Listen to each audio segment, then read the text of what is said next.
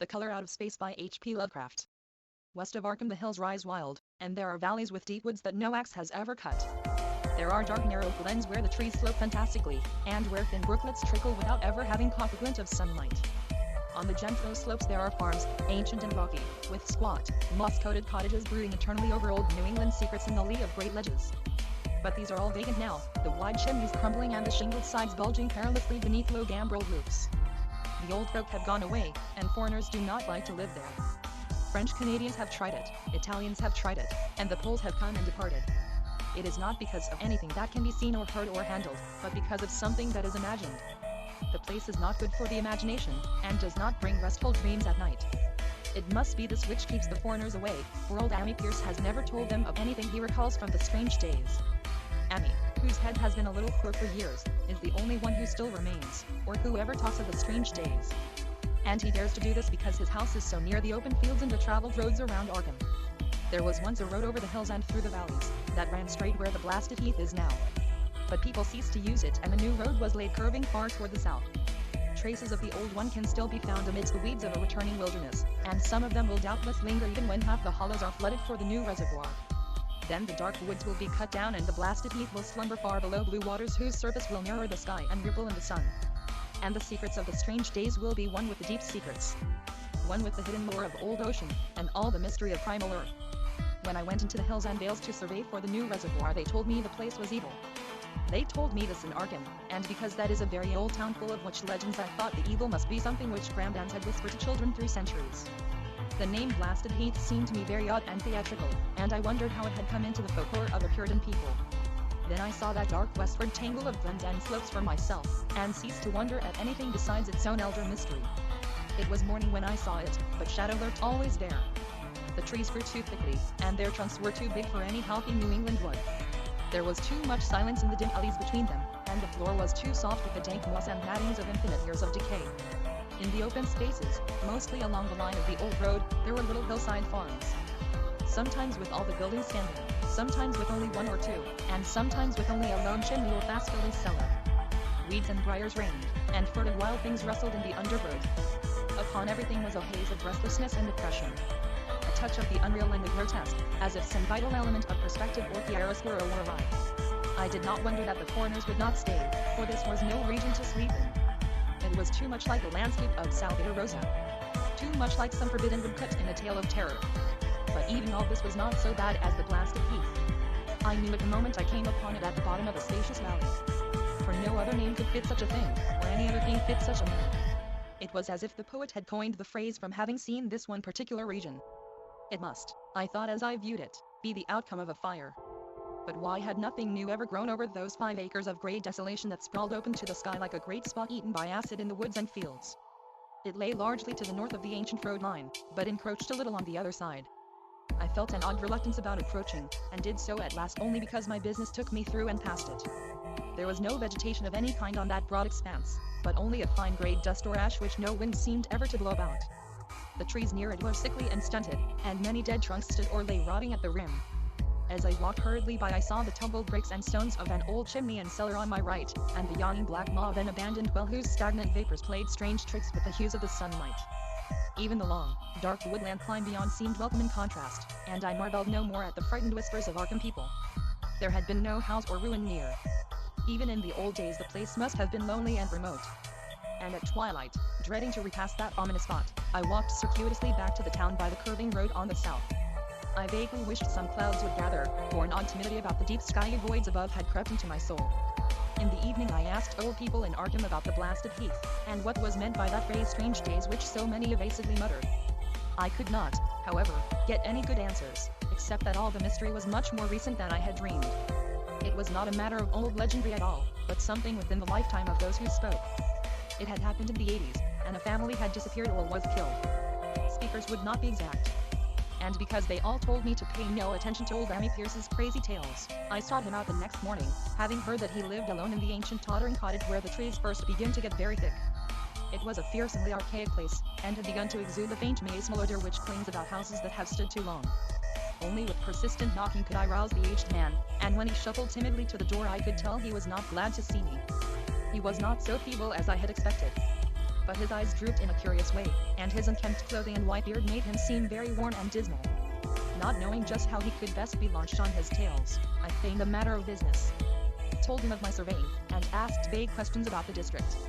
He was far brighter and more educated than I had been led to think, and before I knew it had grasped quite as much of the subject as any man I had talked with in Arkham. He was not like other rustics I had known in the sections where reservoirs were to be. From him there were no protests at the miles of old wood and farmland to be blotted out, though perhaps there would have been had not his home lain outside the bounds of the future lake. Relief was all that he shewed. Relief at the doom of the dark ancient valleys through which he had roamed all his life. They were better underwater now, better underwater since the strange days. And with this opening his husky voice sank low, while his body leaned forward and his right forefinger began to point shapely and impressively. It was then that I heard the story, and as the rambling voice scraped and whispered on I shivered again and again despite the summer day. Often I had to recall the speaker from ramblings, piece out scientific points which he knew only by a fading paired memory of professor's talk, or bridge over gaps where his sense of logic and continuity broke down. When he was done I did not wonder that his mind had snapped a trifle, or that the folk of Arkham would not speak much of the blasted heath. I hurried back before sunset to my hotel, unwilling to have the stars come out above me in the open. And the next day returned to Boston to give up my position. I could not go into the dim chaos of Old Forest and Slope again, or face another time that gray blasted heath where the black well yawned deep beside the tumbled bricks and stones. The reservoir will soon be built now, and all those elder secrets will be sealed forever under watery fathoms. But even then I do not believe I would like to visit that country by night, at least, not when the sinister stars are out. And nothing could bribe me to drink the new city water of Arkham. It all began, old Amy said, with a meteorite. Before that time there had been no wild legends at all since the witch trials, and even then these western woods were not feared half so much as the small island in the Miskatonic where the devil held court beside a curious stone altar older than the Indians. These were not haunted woods, and their fantastic dust was never terrible till the strange days. Then there had come that white noontide cloud, that string of explosions in the air, and the pillar of smoke from the valley far in the wood. And by night all Arkham had heard of the great rock that fell out of the sky and bedded itself in the ground beside the well at the Nahum Gardner place. That was the house which had stood where the blasted heath was to come, the trim white Nahum Gardner house amidst its fertile gardens and orchard. Nahum had come to town to tell people about the stone, and had dropped in at Emmy Pierce's on the way. Amy was 40 then, and all the queer things were fixed very strongly in his mind. He and his wife had gone with the 3 professors from Miskatonic University who hastened out the next morning to see the weird visitor from unknown stellar space, and had wondered why Nahum had called it so large the day before. It had shrunk, Nahum said as he pointed out the big brownish mound above the ripped earth and charred grass near the archaic well sweep in his front yard. But the wise man answered that stones do not shrink. Its heat lingered persistently, and Nahum declared it had glowed faintly in the night. The professors tried it with a geologist's hammer and found it was oddly soft. It was, in truth, so soft as to be almost plastic. And they gouged rather than chipped a specimen to take back to the college for testing. They took it in an old pail borrowed from Nahum's kitchen, for even the small piece refused to grow cool. On the trip back they stopped at Emmy's to rest, and seemed thoughtful when Mrs. Pierce remarked that the fragment was growing smaller and burning the bottom of the pail. Truly, it was not large, but perhaps they had taken less than they thought. The day after that, all this was in June of 1982, the professors had trooped out again in a great excitement. As they passed Emmy's they told him what queer things the specimen had done, and how it had faded wholly away when they put it in a glass beaker. The beaker had gone, too, and the wise men talked of the strange stone's affinity for silicon. It had acted quite unbelievably in that well-ordered laboratory, doing nothing at all and showing no occluded gases when heated on charcoal, being wholly negative in the borax bead, and soon proving itself absolutely non-volatile at any producible temperature, including that of the oxyhydrogen blowpipe. On an anvil it appeared highly malleable, and in the dark its luminosity was very marked. Stubbornly refusing to grow cool, it soon had the college in a state of real excitement. And when upon heating before the spectroscope it displayed shining bands unlike any known colors of the normal spectrum, there was much breathless talk of new elements, bizarre optical properties, and other things which puzzled men of science are wont to say when faced by the unknown. Hot as it was, they tested it in a crucible with all the proper reagents. Water did nothing. Hydrochloric acid was the same. Nitric acid and even aqua regia merely hissed and spattered against its torrid invulnerability. Amy had difficulty in recalling all these things, but recognized some solvents as I mentioned them in the usual order of use. There were ammonia and caustic soda, alcohol and ether, nauseous carbon disulfide and a dozen others. But although the weight grew steadily less as time passed, and the fragments seemed to be slightly cooling, there was no change in the solvents to show that they had attacked the substance at all. It was a metal, though, beyond a doubt. It was magnetic, for one thing. And after its immersion in the acid solvents there seemed to be faint traces of the Widman's 10 figures found on meteoric iron. When the cooling had grown very considerable, the testing was carried on in glass. And it was in a glass beaker that they left all the chips made of the original fragment during the work. The next morning both chips and beaker were gone without trace, and only a charred spot marked the place on the wooden shelf where they had been. All this the professors told Amy as they paused at his door, and once more he went with them to see the stony messenger from the stars, though this time his wife did not accompany him. It had now most certainly shrunk, and even the sober professors could not doubt the truth of what they saw. All around the dwindling ground up near the well was a vacant space, except where the earth had caved in. And whereas it had been a good 7 feet across the day before, it was now scarcely 5. It was still hot, and the sages studied its surface curiously as they detached another and larger piece with hammer and chisel.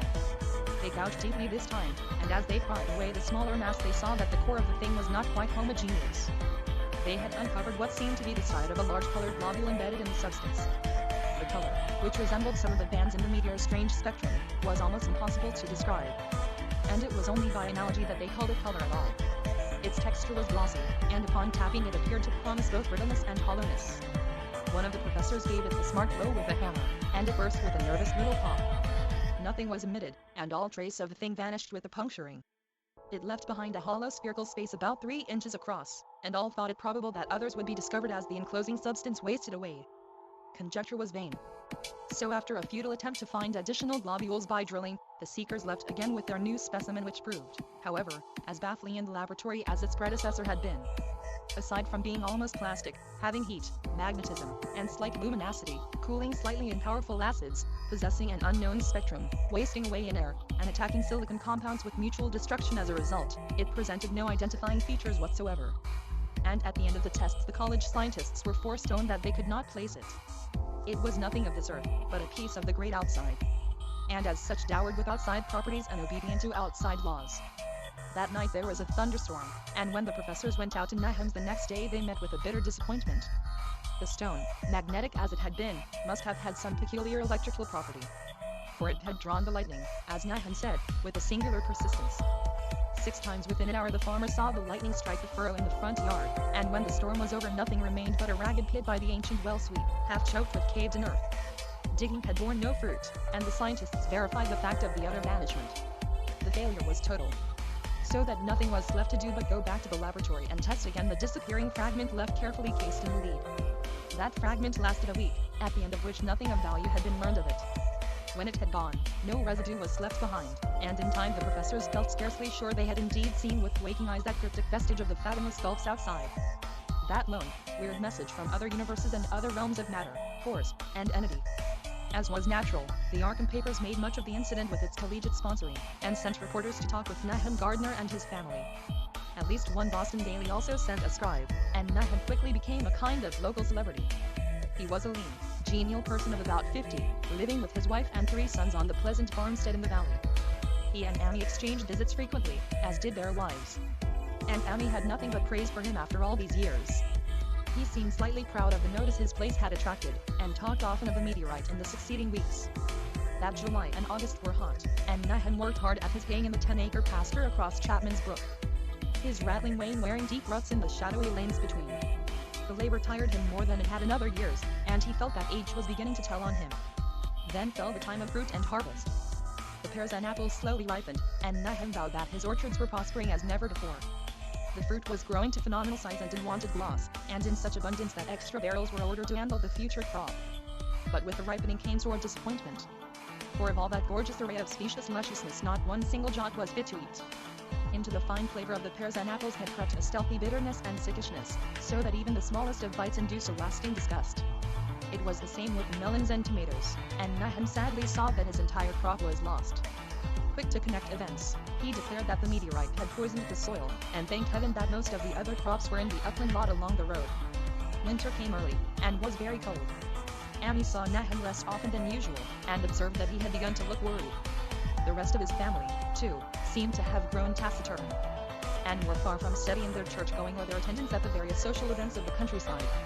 For this reserve or melancholy no cause could be found, though all the household confessed now and then to poorer health and a feeling of vague disquiet. Nahum himself gave the most definite statement of anyone when he said he was disturbed about certain footprints in the snow. They were the usual winter prints of red squirrels, white rabbits, and foxes, but the brooding farmer professed to see something not quite right about their nature and arrangement. He was never specific, but appeared to think that they were not as characteristic of the anatomy and habits of squirrels and rabbits and foxes as they ought to be. Amy listened without interest to this talk until one night when he drove past Nahum's house in his sleigh on the way back from Clark's Corners. There had been a move, and a rabbit had run across the road, and the leaps of that rabbit were longer than either Amy or his horse liked. The latter, indeed, had almost run away when brought up by a firm rein. Thereafter Amy gave Nahum's tales more respect, and wondered why the Gardner dogs seemed so cowed and quivering every morning. They had, it developed, nearly lost the spirit to bark. In February the McGregor boys from Meadow Hill were out shooting woodchucks, and not far from the Gardner place bagged a very peculiar specimen. The proportions of its body seemed slightly altered in a queer way impossible to describe, while its face had taken on an expression which no one ever saw in a woodchuck before. The boys were genuinely frightened, and threw the thing away at once, so that only their grotesque tales of it ever reached the people of the countryside. But the shying of the horses near Nahum's house had now become an acknowledged thing, and all the basis for a cycle of whispered legend was fast taking form. People vowed that the snow melted faster around Nahum's than it did anywhere else, and early in March there was an odd discussion in Potter's General Store at Clark's Corners. Stephen Rice had driven past Gardner's in the morning, and had noticed the skunk cabbages coming up through the mud by the woods across the road. Never were things of such size seen before, and they held strange colors that could not be put into any words. Their shapes were monstrous, and the horse had snorted at an odor which struck Stephen as wholly unprecedented. That afternoon several persons drove past to see the abnormal growth, and all agreed that plants of that kind ought never to sprout in a healthy world. The bad fruit of the fall before was really mentioned, and it went from mouth to mouth that there was poison in Nahum's ground. Of course it was the meteorite. And remembering how strange the men from the college had found that stone to be, several farmers spoke about the matter to them. One day they paid Nahum a visit. But having no love of wild tales and folklore were very conservative in what they inferred. The plants were certainly odd, but all skunk cabbages are more or less odd in shape and odor and hue. Perhaps some mineral element from the stone had entered the soil, but it would soon be washed away. And as for the footprints and frightened horses, of course this was mere country talk which such a phenomenon as the Yale light would be certain to start. There was really nothing for serious men to do in cases of wild gossip, for superstitious rustics will say and believe anything. And so all through the strange days the professors stayed away in contempt. Only one of them, when given 2 files of dust for analysis in a police job over a year and a half later, recalled that the clear color of that skunk cabbage had been very like one of the anomalous bands of light shown by the meteor fragment in the college spectroscope, and like the brittle globule found embedded in the stone from the abyss. The samples in this analysis case gave the same odd bands at first, though later they lost the property. The trees budded prematurely around Nahum's, and at night they swayed ominously in the wind. Nahum's second son Thaddeus, a lad of 15, swore that they swayed also when there was no wind. But even the gossips would not credit this. Certainly, however, restlessness was in the air. The entire Gardner family developed the habit of stealthy listening, though not for any sound which they could consciously name. The listening was, indeed, rather a product of moments when consciousness seemed half to slip away. Unfortunately such moments increased week by week, till it became common speech that something was wrong with all Nahum's folks. When the early saxifrage came out it had another strange color. Not quite like that of the skunk cabbage, but plainly related and equally unknown to anyone who saw it. Nahum took some blossoms to Arkham and shewed them to the editor of the Gazette, but that dignitary did no more than write a humorous article about them, in which the dark fears of rustics were held up to polite ridicule. It was a mistake of Nahum's to tell a stolid city man about the way the great, overgrown morning cloak butterflies behaved in connection with these saxifrages. April brought a kind of madness to the country folk, and began that disuse of the road past Nahum's which led to its ultimate abandonment. It was the vegetation. All the orchard trees blossomed forth in strange colors, and through the stony soil of the yard and adjacent pasturage there sprang up a bizarre growth which only a botanist could connect with the proper flora of the region. No sane wholesome colors were anywhere to be seen except in the green grass and leafage. But everywhere those hectic and prismatic variants of some diseased, underlying primary tone without a place among the known tints of earth. The Dutchman's breeches became a thing of sinister menace, and the bloodroots grew insolent in their chromatic perversion. Amy and the Gardners thought that most of the colors had a sort of haunting familiarity, and decided that they reminded one of the brittle globule in the meteor. Nahum plowed and sowed the 10-acre pasture and the upland lot, but did nothing with the land around the house. He knew it would be of no use, and hoped that the summer's strange growths would draw all the poison from the soil. He was prepared for almost anything now, and had grown used to the sense of something near him waiting to be heard. The shunning of his house by neighbors told on him, of course. But it told on his wife more. The boys were better off, being at school each day. But they could not help being frightened by the gossip. Thaddeus, an especially sensitive youth, suffered the most. In May the insects came, and Nahum's place became a nightmare of buzzing and crawling. Most of the creatures seemed not quite usual in their aspects and motions, and their nocturnal habits contradicted all former experience. The gardeners took to watching at night, watching in all directions at random for something. They could not tell what. It was then that they all owned that Thaddeus had been right about the trees. Mrs. Gardner was the next to see it from the window as she watched the swollen boughs of a maple against a moonlit sky. The boughs surely moved, and there was no wind. It must be the sap. Strangeness had come into everything growing now. Yet it was none of Nahum's family at all who made the next discovery. Familiarity had dulled them, and what they could not see was glimpsed by a timid windmill salesman from Bolton who drove by one night in ignorance of the country legends. What he told in Arkham was given a short paragraph in the Gazette. And it was there that all the farmers, Nahum included, saw it first. The night had been dark and the buggy lamps faint, but around a farm in the valley which everyone knew from the account must be Nahum's, the darkness had been less thick. A dim though distinct luminosity seemed to inhere in all the vegetation, grass, leaves, and blossoms alike, while at one moment a detached piece of the phosphorescence appeared to stir furtively in the yard near the barn.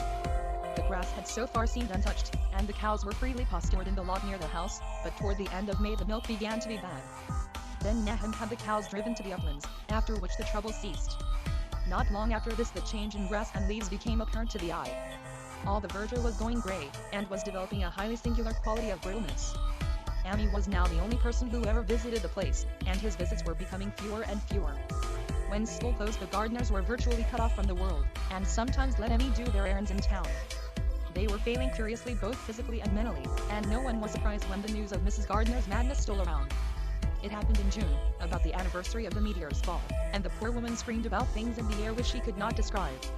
In her raving there was not a single specific noun, but only verbs and pronouns. Things moved and changed and fluttered, and ears tingled to impulses which were not wholly sounds. Something was taken away, she was being drained of something was fastening itself on her that ought not to be, someone must make it keep off. Nothing was ever still in the night, the walls and windows shifted. Nahum did not send her to the county asylum, but let her wander about the house as long as she was harmless to herself and others. Even when her expression changed he did nothing. But when the boys grew afraid of her, and Thaddeus nearly fainted at the way she made faces at him, he decided to keep her locked in the attic.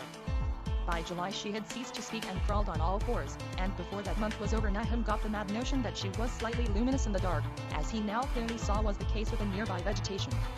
It was a little before this that the horses had stampeded. Something had aroused them in the night, and their neighing and kicking in their stalls had been terrible. There seemed virtually nothing to do to calm them, and when Nahum opened the stable door they all bolted out like frightened woodland deer. It took a week to track all four, and when found they were seen to be quite useless and unmanageable. Something had snapped in their brains, and each one had to be shot for its own good. Nahum borrowed a horse from Ammi for his hay, but found it would not approach the barn. It shined, walked, and whinnied, and in the end he could do nothing but drive it into the yard while the men used their own strength to get the heavy wagon near enough the hayloft for convenient pitching. And all the while the vegetation was turning gray and brittle. Even the flowers whose hues had been so strange were green now, and the fruit was coming out gray and dwarfed and tasteless. The asters and goldenrod bloomed gray and distorted, and the roses and zinnias and hollyhocks in the front yard were such blasphemous-looking things that Nahum's oldest boy Zenas cut them down. The strangely puffed insects died about that time, even the bees that had left their hives and taken to the woods. By September all the vegetation was fast crumbling to a grish powder, and Nahum feared that the trees would die before the poison was out of the soil. His wife now had spells of terrific screaming, and he and the boys were in a constant state of nervous tension. They shunned people now, and when school opened the boys did not go. But it was Ammi, on one of his rare visits, who first realized that the well water was no longer good. It had an evil taste that was not exactly fodid nor exactly salty, and Ammi advised his friend to dig another well on higher ground to use till the soil was good again. Nahum, however, ignored the warning, for he had by that time become callous to strange and unpleasant things. He and the boys continued to use the tainted supply, drinking it as listlessly and mechanically as they ate their meager and ill-cooked meals and did their thankless and monotonous chores through the aimless days. There was something of stolid resignation about them all, as if they walked half in another world between lines of nameless guards to a certain and familiar doom. Thaddeus went mad in September after a visit to the well. He had gone with a pail and had come back empty-handed, shrieking and waving his arms, and sometimes lapsing into an inane titter or a whisper about the moving colors down there. 2 in 1 family was pretty bad, but Nahum was very brave about it. He let the boy run about for a week until he began stumbling and hurting himself, and then he shut him in an attic room across the hall from his mother's. The way they screamed at each other from behind their locked doors was very terrible, especially to little Merwin, who fancied they talked in some terrible language that was not of earth. Merwin was getting frightfully imaginative, and his restlessness was worse after the shutting away of the brother who had been his greatest playmate. Almost at the same time the mortality among the livestock commenced. Poultry turned grish and died very quickly, their meat being found dry and noisome upon cutting. hogs grew inordinately fat, then suddenly began to undergo loathsome changes which no one could explain. Their meat was of course useless, and Nahum was at his wit's end. No rural veterinary would approach his place, and the city veterinary from Arkham was openly baffled. The swine began growing gray and brittle and falling to pieces before they died, and their eyes and muzzles developed singular alterations. It was very inexplicable, for they had never been fed from the tainted vegetation. Then something struck the cows. Certain areas or sometimes the whole body would be uncannily shriveled or compressed, and atrocious collapses or disintegrations were common. In the last stages and death was always the result, there would be a graying and turning brittle like that which beset the hogs. There could be no question of poison, for all the cases occurred in a locked and undisturbed barn. No bites of prowling things could have brought the virus, for what live beast of earth can pass through solid obstacles? It must be only natural disease, yet what disease could reach such results was beyond any mind's guessing. When the harvest came, there was not an animal surviving on the place, for the stock and poultry were dead and the dogs had run away. These dogs, 3 in number, had all vanished one night and were never heard of again. The 5 cats had left some time before, but their going was scarcely noticed since there now seemed to be no mice, and only Mrs. Gardner had made pets of the graceful felines. On the 19th of October, Nahum staggered into Amy's house with hideous news. The death had come to poor Thaddeus in his attic room, and it had come in a way which could not be told. Nahum had dug a grave in the railed family plot behind the farm, and had put therein what he found. There could have been nothing from outside, for the small barred window and locked door were intact. But it was much as it had been in the barn. Amy and his wife consoled the stricken man as best they could, but shuddered as they did so. Stark terror seemed to cling round the Gardners and all they touched, and the very presence of one in the house was a breath from regions unnamed and unnameable. Amy accompanied Nahum home with the greatest reluctance, and did what he might to calm the hysterical sobbing of little Merwin. Zenas needed no calming. He had come of late to do nothing but stare into space and obey what his father told him. And Amy thought that his fate was very merciful. Now and then Merwin's screams were answered faintly from the attic, and in response to an inquiring look Nahum said that his wife was getting very feeble. When night approached, Amy managed to get away. For not even friendship could make him stay in that spot when the faint glow of the vegetation began and the trees may or may not have swayed without wind. It was really lucky for Amy that he was not more imaginative. Even as things were, his mind was bent ever so slightly. But had he been able to connect and reflect upon all the portents around him, he must inevitably have turned a total maniac. In the twilight he hastened home, the screams of the mad woman and the nervous child ringing horribly in his ears. 3 days later Nahum lurched into Amy's kitchen in the early morning, and in the absence of his host stammered out a desperate tale once more, while Mrs. Pierce listened in a clutching fright. It was little Merwin this time. He was gone. He had gone out late at night with a lantern and pail for water, and had never come back. He'd been going to pieces for days, and hardly knew what he was about. Screamed at everything. There had been a frantic shriek from the yard then, but before the father could get to the door, the boy was gone. There was no glow from the lantern he had taken, and of the child himself no trace. At the time Nahum thought the lantern and pail were gone too. But when dawn came, and the man had plodded back from his all-night search of the woods and fields, he had found some very curious things near the well. There was a crushed and apparently somewhat melted mass of iron which had certainly been the lantern, while a bent pail and twisted iron hoops beside it, both half-used, seemed to hint at the remnants of the pail. That was all. Nahum was past imagining, Mrs. Pierce was blank, and Amy, when he had reached home and heard the tale, could give no guess. Merwin was gone, and there would be no use in telling the people around, who shunned all Gardners now. No use, either, in telling the city people at Arkham who laughed at everything. That was gone, and now Merwin was gone. Something was creeping and waiting to be seen and felt and heard. Nahum would go soon, and he wanted Amy to look after his wife and Zenas if they survived him. It must all be a judgment of some sort. Though he could not fancy what for, since he had always walked uprightly in the Lord's ways so far as he knew. For over 2 weeks Amy saw nothing of Nahum. And then, worried about what might have happened, he overcame his fears and paid the Gardner place a visit. There was no smoke from the great chimney, and for a moment the visitor was apprehensive of the worst. The aspect of the whole farm was shocking: brownish withered grass and leaves on the ground, vines falling in brittle wreckage from archaic walls and gables, and great bare trees clawing up at the grey November sky with a studied malevolence which Amy could not but feel had come from some subtle change in the tilt of the branches. But Nahum was alive, after all. He was weak, and lying on a couch in the low-ceiled kitchen, but perfectly conscious and able to give simple orders to Zenas. The room was deadly cold. And as Amy visibly shivered, the host shouted huskily to Zenas for more wood. Wood, indeed, was sorely needed. Since the cavernous fireplace was unlit and empty, with the cloud of soot blowing about in the chill wind that came down the chimney. Presently Nahum asked him if the extra wood had made him any more comfortable, and then Amy saw what had happened. The stoutest cord had broken at last, and the hapless farmer's mind was proof against more sorrow. Questioning tactfully, Amy could get no clear data at all about the missing Zenas. In the well he lives in the well was all that the clouded father would say. Then there flashed across the visitor's mind a sudden thought of a mad wife, and he changed his line of inquiry. Nabby? Why, here she is, was the surprised response of poor Nahum, and Amy soon saw that he must search for himself. Leaving the harmless babbler on the couch, he took the keys from their nail beside the door and climbed the creaking stairs to the attic. It was very close and noisome up there, and no sound could be heard from any direction.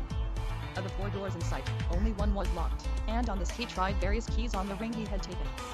The 3rd key proved the right one, and after some fumbling Amy threw open the low white door. It was quite dark inside, for the window was small and half obscured by the crude wooden bars. And Amy could see nothing at all on the wide planked floor. The stench was beyond enduring, and before proceeding further he had to retreat to another room and return with his lungs filled with breathable air. When he did enter he saw something dark in the corner, and upon seeing it more clearly he screamed outright. While he screamed he thought a momentary cloud eclipsed the window, and a second later he felt himself brushed as if by some hateful current of vapor. The strange colors danced before his eyes. And had not a present horror numbed him he would have thought of the globule in the meteor that the geologist's hammer had shattered, and of the morbid vegetation that had sprouted in the spring. As it was he thought only of the blasphemous monstrosity which confronted him, and which all too clearly had shared the nameless fate of young Thaddeus and the livestock. But the terrible thing about this horror was that it very slowly and perceptibly moved as it continued to crumble. Amy would give me no added particulars to the scene, but the shape in the corner does not reappear in his tale as a moving object. There are things which cannot be mentioned, and what is done in common humanity is sometimes cruelly judged by the law. I gathered that no moving thing was left in that attic room, and that to leave anything capable of motion there would have been a deed so monstrous as to damn any accountable being to eternal torment. Anyone but a stolid farmer would have fainted or gone mad, but Amy walked conscious through that low doorway and locked the accursed secret behind him. There would be Nahum to deal with now. He must be fed and tended, and removed to some place where he could be cared for. Commencing his descent of the dark stairs, Amy heard a thud below him. He even thought a scream had been suddenly choked off, and recalled nervously the clammy vapor which had brushed by him in that frightful room above. What presence had his cry and entry started up? Halted by some vague fear, he heard still further sounds below. Indubitably there was a sort of heavy dragging, and a most detestably sticky noise as of some fiendish and unclean species of suction. With an associative sense goaded to feverish heights, he thought unaccountably of what he had seen upstairs. Good God! What eldritch dream world was this into which he had blundered? He dared move neither backward nor forward, but stood there trembling at the black curve of the boxed-in staircase. Every trifle of the scene burned itself into his brain. The sounds, the sense of dread expectancy, the darkness, the steepness of the narrow steps and merciful heaven. The faint but unmistakable luminosity of all the woodwork in sight. Steps, sides, exposed laths, and beams alike. Then there burst forth a frantic whinny from Amy's horse outside, followed at once by a clatter which told of a frenzied runaway. In another moment horse and buggy had gone beyond earshot, leaving the frightened man on the dark stairs to guess what had sent them. But that was not all. There had been another sound out there. A sort of liquid splash water. It must have been the well. He had left Hero untied near it, and a buggy wheel must have brushed the coping and knocked in a stone. And still the pale phosphorescence glowed in that detestably ancient woodwork. God! How old the house was! Most of it built before 1670, and the gambrel roof not later than 1730. A feeble scratching on the floor downstairs now sounded distinctly, and Amy's grip tightened on a heavy stick he had picked up in the attic for some purpose. Slowly nerving himself, he finished his descent and walked boldly toward the kitchen. But he did not complete the walk, because what he sought was no longer there. It had come to meet him, and it was still alive after a fashion. Whether it had crawled or whether it had been dragged by any external force, Amy could not say. But the death had been at it. Everything had happened in the last half hour, but collapse, grain, and disintegration were already far advanced.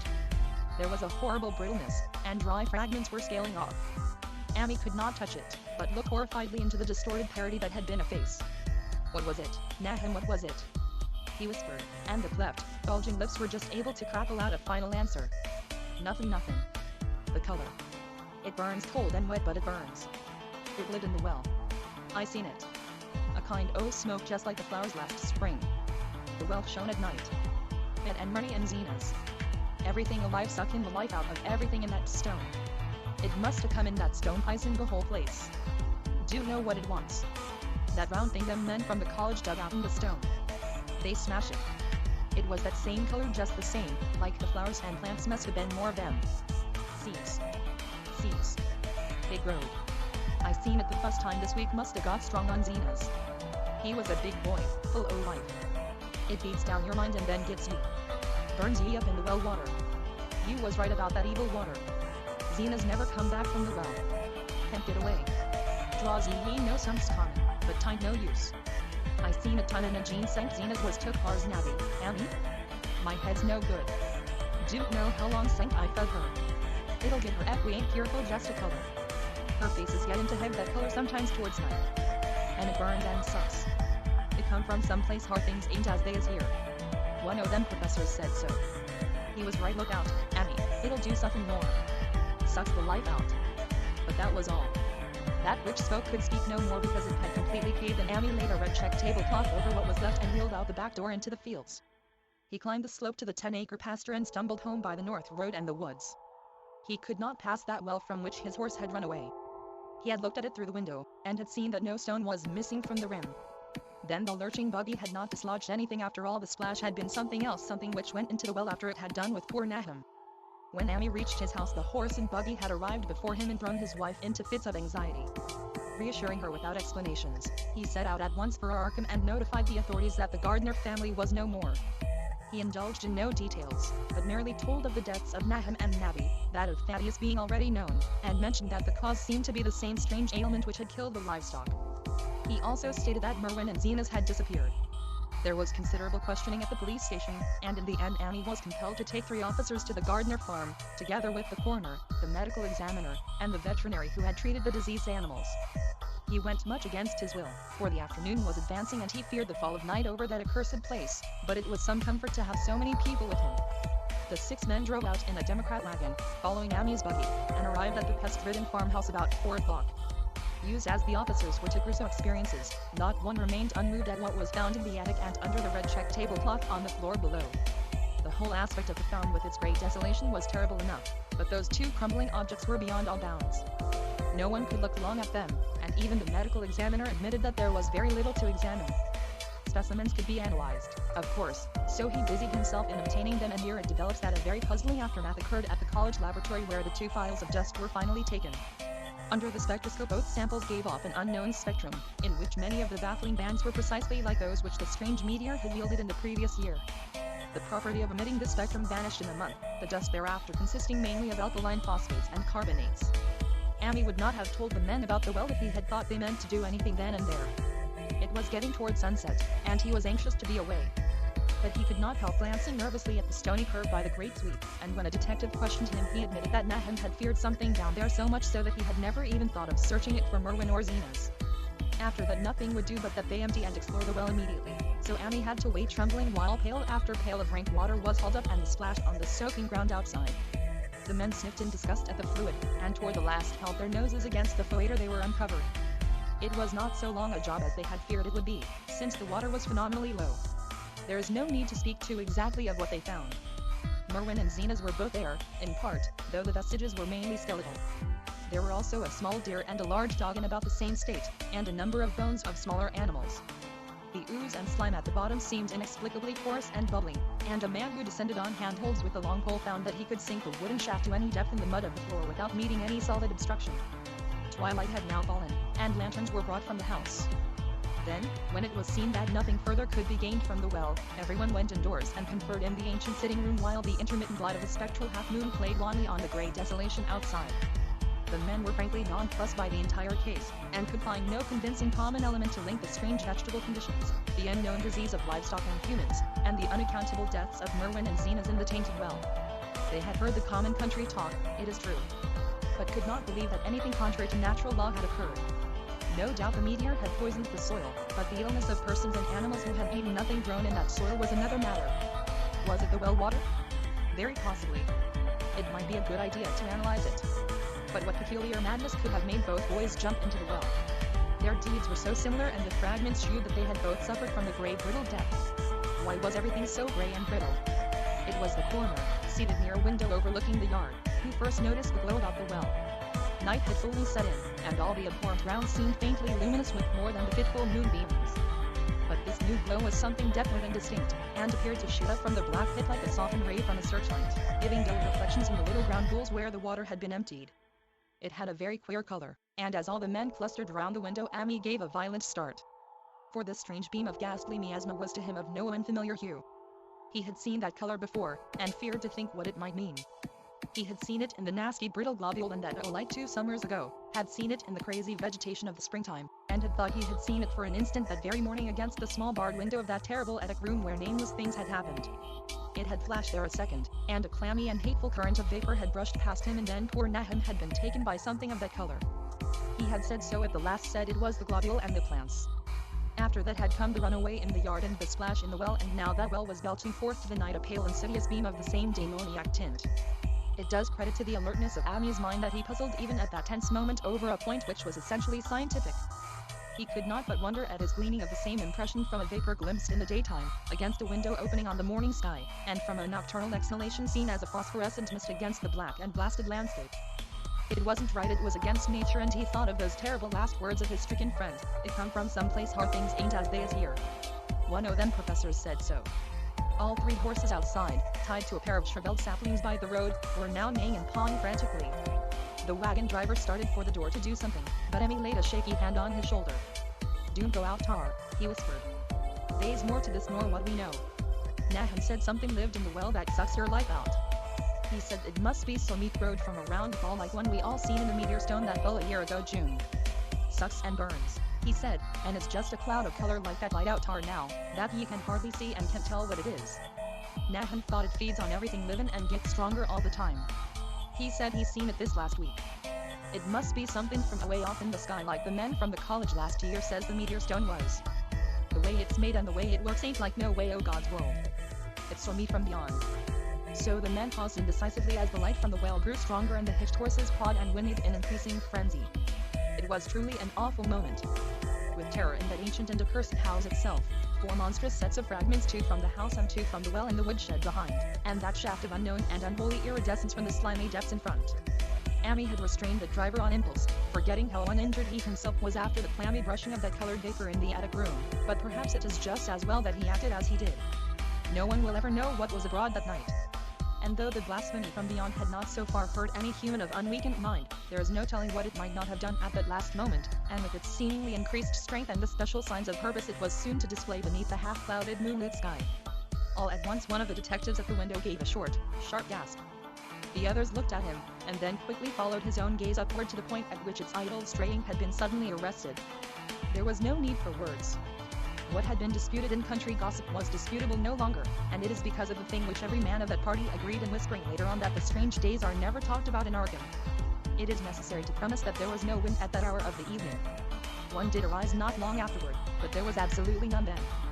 Even the dry tips of the lingering hedge mustard, gray and blighted, and the fringe on the roof of the standing Democrat wagon were uncertain. And yet amid that tense, godless calm the high bare boughs of all the trees in the yard were moving. They were twitching morbidly and spasmodically, clawing in convulsive and epileptic madness at the moonlit clouds. Scratching impotently in the noxious air as if jerked by some alien and bodiless line of linkage with subterranean horrors writhing and struggling below the black roots. Not a man breathed for several seconds. Then a cloud of darker depth passed over the moon, and the silhouette of clutching branches faded out momentarily. At this there was a general cry, muffled with awe, but husky and almost identical from every throat. For the terror had not faded with the silhouette, and in a fearsome instant of deeper darkness the watchers saw wriggling at that treetop heights 1,000 tiny points of faint and unhallowed radiance, tipping each bough like the fire of St. Elmo or the flames that came down on the apostles' heads at Pentecost. It was a monstrous constellation of unnatural light, like a glutted swarm of quartz-fed fireflies dancing hellish sarabands over an accursed marsh. And its color was that same nameless intrusion which Amy had come to recognize and dread. All the while the shaft of phosphorescence from the well was getting brighter and brighter, bringing to the minds of the huddled men a sense of doom and abnormality which far outraced any image their conscious minds could form. It was no longer shining out, it was pouring out. And as the shapeless stream of unplaceable color left the well it seemed to flow directly into the sky. The veterinary shivered, and walked to the front door to drop the heavy extra bar across it. Amy shook no less, and had to tug and point for lack of a controllable voice when he wished to draw notice to the growing luminosity of the trees. The neighing and stamping of the horses had become utterly frightful, but not a soul of that group in the old house would have ventured forth for any earthly reward. With the moments the shining of the trees increased, while the restless branches seemed to strain more and more toward verticality. The wood of the well sweep was shining now, and presently a policeman dumbly pointed to some wooden sheds and beehives near the stone wall on the west. They were commencing to shine, too, though the tethered vehicles of the visitors seemed so far unaffected. Then there was a wild commotion and clapping in the road, and as Abby quenched the lamp for better seeing, they realized that the span of frantic rays had broke their sapling and run off with the Democrat wagon. The shock served to loosen several tongues, and embarrassed whispers were exchanged. "It spreads on everything organic that's been around here," muttered the medical examiner. No one replied, but the man who had been in the well gave a hint that his long pole must have stirred up something intangible. "It was awful," he added. "There was no bottom at all. Just ooze and bubbles and the feeling of something lurking under there." Ammy's horse still pawed and screamed deafeningly in the road outside, and nearly drowned its owner's faint quaver as he mumbled his formless reflections. "It come from that stone. It growed down tar. It got everything livin'. It fed itself on mind and body. Ed and Murney, Zenas and Nabi. Nahum was the last. They all drunk the water. It got strong on It come from beyond. Hard things ain't like they be here. Now it's going home." At this point, as the column of unknown color flared suddenly stronger and began to weave itself into fantastic suggestions of shape which each spectator later described differently, there came from poor tethered hero such a sound as no man before or since ever heard from a horse. Every person in that low-pitched sitting room stopped his ears, and Amy turned away from the window in horror and nausea. Words could not convey it when Amy looked out again. The hapless beast lay huddled inert on the moonlit ground between the splintered shafts of the buggy. That was the last of Hero till they buried him next day. But the present was no time to mourn, for almost at this instant a detective silently called attention to something terrible in the very room with them. In the absence of the lamplight, it was clear that a faint phosphorescence had begun to pervade the entire apartment. It glowed on the broad planked floor and the fragment of rag carpet, and shimmered over the sashes of the small paned windows. It ran up and down the exposed corner posts, coruscated about the shelf and mantel, and infected the very doors and furniture. Each minute saw it strengthen, and at last it was very plain that healthy living things must leave that house. Amy shewed them the back door and the path up through the fields to the 10-acre pasture. They walked and stumbled as in a dream, and did not dare look back till they were far away on the high ground. They were glad of the path, for they could not have gone the front way, by that well. It was bad enough passing the glowing barn and sheds, and those shining orchard trees with their gnarled, fiendish contours. But thank heaven the branches did their worst twisting high up. The moon went under some very black clouds as they crossed the rustic bridge over Chapman's Brook, and it was blind groping from there to the open meadows. When they looked back toward the valley and the distant Gardner place at the bottom, they saw a fearsome sight. All the found was shining with a hideous unknown blend of color. Trees, buildings, and even such grass and herbage as had not been wholly changed to lethal gray brittleness. The boughs were all straining skyward, tipped with tongues of foul flame, and lambent tricklings of the same monstrous fire were creeping about the ridgepoles of the house, barn, and sheds. It was a scene from the vision of Hugh Sully, and over all the rest reigned that riot of luminous amorphousness, that alien and undimensioned rainbow of cryptic poison from the well seething, feeling, lapping, reaching, scintillating, straining, and malignly bubbling in its cosmic and unrecognizable chromaticism.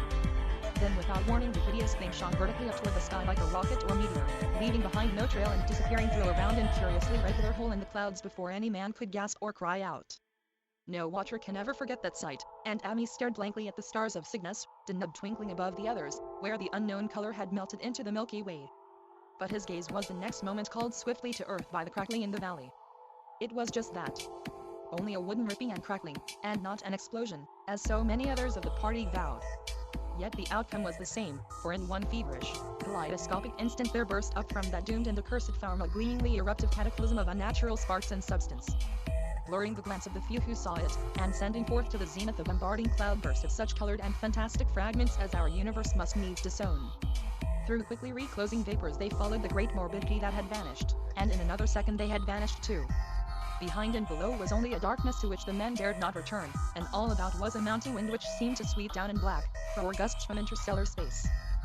It shrieked and howled, and lashed the fields and distorted woods in a mad cosmic frenzy, till soon the trembling party realized it would be no use waiting for the moon to show what was left down there at Nahum's. Too awed even to hint theories, the 7 shaking men trudged back toward Arkham by the north road. Amy was worse than his fellows, and begged them to see him inside his own kitchen, instead of keeping straight on to town. He did not wish to cross the nighted, wind-whipped woods alone to his home on the main road. For he had had an added shock that the others were spared, and was crushed forever with a brooding fear he dared not even mention for many years to come. As the rest of the watchers on that tempestuous hill had stolidly set their faces toward the road, Amy had looked back an instant at the shadowed valley of desolation so lately sheltering his ill-starred friend. And from that stricken, far-away spot he had seen something feebly rise, only to sink down again upon the place from which the great shapeless horror had shot into the sky. It was just a color, but not any color of our earth or heavens. and because Ami recognized that color, and knew that this last faint remnant must still lurk down there in the well, he has never been quite right since. Ami would never go near the place again. It is over half a century now since the horror happened, but he has never been there, and will be glad when the new reservoir blots it out. I shall be glad, too, for I do not like the way the sunlight changed color around the mouth of that abandoned well I passed. I hope the water will always be very deep, but even so, I shall never drink it. I do not think I shall visit the Arkham country hereafter. 3 of the men who had been with Ami returned the next morning to see the ruins by daylight, but there were not any real ruins. Only the bricks of the chimney, the stones of the cellar, some mineral and metallic litter here and there, and the rim of the neat and the swell. Save for Ami's dead horse, which they towed away and buried, and the buggy which they shortly returned to him, everything that had ever been living had gone. 5 eldritch acres of dusty gray desert remained, nor has anything ever grown there since. To this day it sprawls open to the sky like a great spot eaten by acid in the woods and fields, and the few who have ever dared glimpse it in spite of the rural tales have named it the blasted heath. The rural tales are clear. They might be even clearer if city men and college chemists could be interested enough to analyze the water from the Dis as well, or the great dust that no wind seems ever to disperse. Botanists, too, ought to study the stunted flora on the borders of that spot, for they might shed light on the country notion that the blight is spreading little by little, perhaps an inch a year. People say the color of the neighboring herbage is not quite right in the spring, and that wild things leave footprints in the light winter snow. Snow never seems quite so heavy on the blasted heath as it is elsewhere. Horses, the few that are left in this motor age, grow skittish in the silent valley. And hunters cannot depend on their dogs too near the splotch of dryish dust. They say the mental influences are very bad, too. Numbers went clear in the years after Nathan's taking, and always they lacked the power to get away. Then the stronger-minded folk all left the region, and only the foreigners tried to live in the crumbling old homesteads. They could not stay, though. And one sometimes wonders what insight beyond ours their wild, weird stores of whispered magic have given them. Their dreams at night, they protest, are very horrible in that grotesque country. And surely the very look of the dark realm is enough to stir a morbid fancy. No traveler has ever escaped a sense of strangeness in those deep ravines, and artists shiver as they paint woods whose mystery is as much of the spirit as of the eye. I myself am curious about the sensation I derived from my one lone walk before Ami told me his tale. When twilight came I had vaguely wished some clouds would gather, for an odd timidity about the deep skyey voids above had crept into my soul. Do not ask me for my opinion. I do not know, that is all. There was no one but Ami to question. For Arkham people will not talk about the strange days, and all 3 professors who saw the aeolite and its colored globule are dead. There were other globules, depend upon that. One must have fed itself and escaped, and probably there was another which was too late. No doubt it is still down the well. I know there was something wrong with the sunlight I saw above that miasmal The rustics say the blight creeps an inch a year, so perhaps there is a kind of growth or nourishment even now. But whatever demon hatchling is there, it must be tethered to something or else it would quickly spread. Is it fastened to the roots of those trees that claw the air? One of the current Arkham tales is about fat oaks that shine and move as they ought not to do at night. What it is, only God knows. In terms of matter, I suppose the thing Ami described would be called a gas, but this gas obeyed laws that are not of our cosmos. This was no fruit of such worlds and suns as shine on the telescopes and photographic plates of our observatories. This was no breath from the skies whose motions and dimensions our astronomers measure or deem too vast to measure. It was just a color out of space, a frightful messenger from unformed realms of infinity beyond all nature as we know it. From realms whose mere existence stuns the brain and numbs us with the black extra-cosmic gulfs it throws open before our frenzied eyes. I doubt very much if Ami consciously lied to me, and I do not think his tale was all a freak of madness as the townfolk had forewarned. Something terrible came to the hills and valleys on that meteor, and something terrible, though I know not in what proportion, still remains. I shall be glad to see the water come. Meanwhile I hope nothing will happen to Ami. He saw so much of the thing and its influence was so insidious. Why has he never been able to move away?